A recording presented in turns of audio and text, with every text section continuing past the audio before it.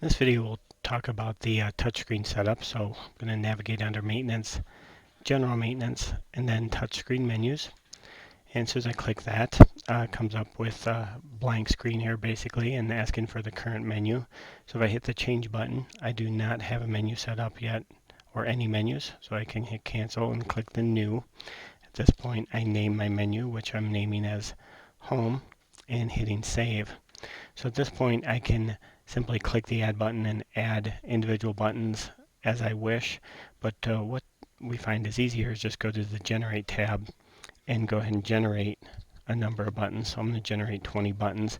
And at this point I can, if I want them all bold in different font size, different fonts, etc., I can make those all the same. But we'll show you a way of making that also later. So we make the 20 buttons.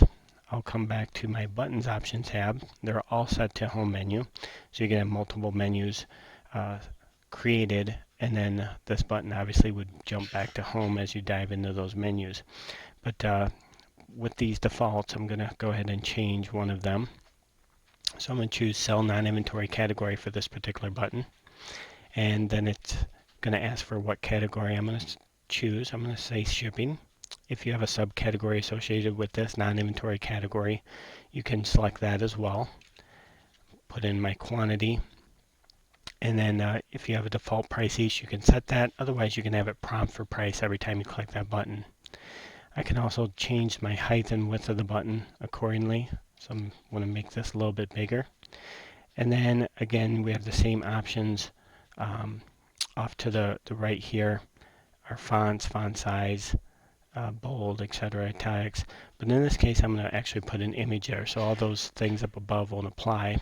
If I know the path, I can simply type it. Otherwise, I can click Browse. And I do have an image folder set up within my AIMsi folder where I have that image stored.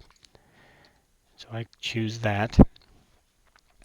And help text is just a help note to let you know what it is. Security can be set on different buttons, so you can secure out certain employees from using specific buttons, etc. So when I hit apply, you'll see the image does appear and the button does get bigger, and I can move that around to wherever I want that to appear on my screen here. So the next buttons I can go through and I can create whatever I want. So if I want to choose a history button, I can simply select that. If I want to make any changes here, I can do that and hit apply, and then go to my next button. Again, if I want no sale, hit apply. Sometimes we do have a sell SKU. This typically is not used just because you're normally going to be selling your SKUs as either typing them in or scanning. There may be rare occurrences where you just have a SKU that's so popular at the checkout that you just want a button for that you can set that up. Typically that's not something that you would normally set up. So as we go through and we can set up our different buttons here, station, etc.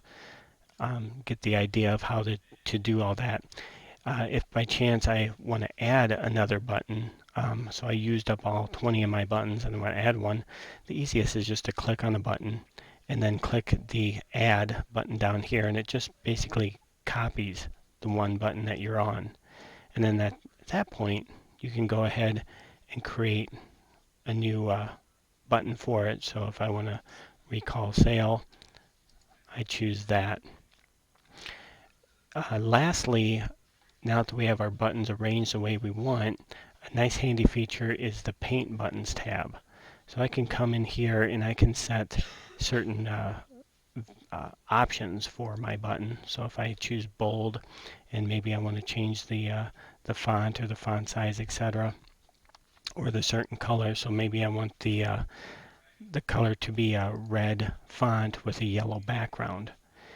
Now I can, as it says below, left click on the button, and then I can right click on the buttons on the left and apply those properties automatically.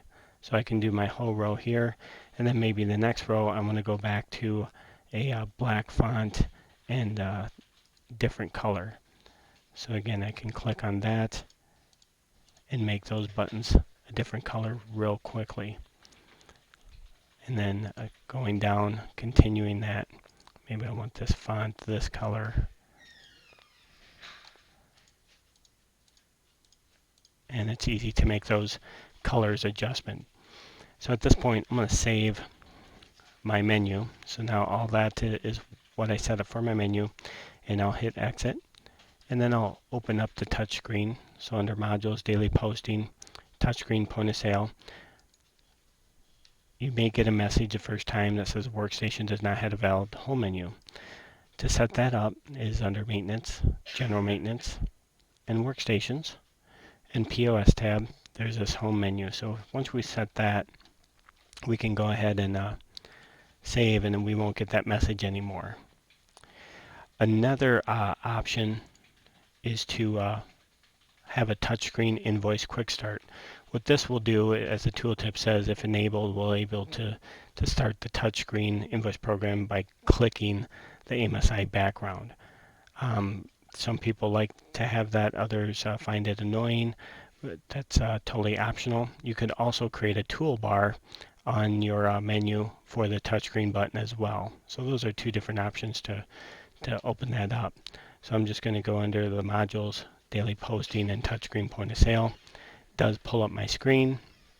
And as you see, as I click a button, so I'll click my shipping, ask for my price. So I have $5, and I can click OK. And then selling SKUs, again, right down here. We check out. They may give us a cash check. I can either hit these buttons, or maybe if it's a $10 bill, I can choose that. Shows our change due, and we post, print the receipt, and we're on our way. Thank you.